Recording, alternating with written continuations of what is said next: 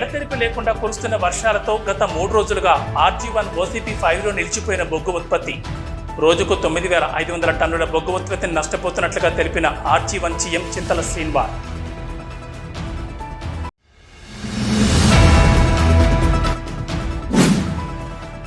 కుక్కలు బాబోయ్ కుక్కలు. పట్టణంలో పెరుగుతున్న వీధి కుక్కల స్వైర విహారం, బెంబెలెత్తిపోతున్న ప్రజలు, వాహనదారులు, పసిపిల్లలు.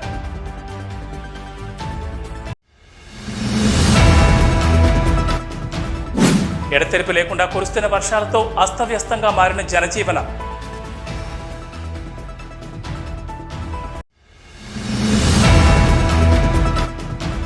సింగరేణి బంగ్లాస్ ఏరియాలోని దుర్గాదేవి ఆలయంలో వైభవంగా శాకాంబరి ఉత్సవాలు.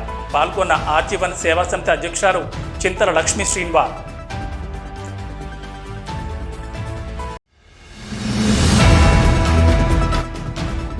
సంస్కృతి సంప్రదాయాలకు ప్రతీక గోరింటాకు పండుగ. బీజేపీ రామగుండం ఇన్ఛార్జ్ కందుల సంచారాన్ని వెల్లడి.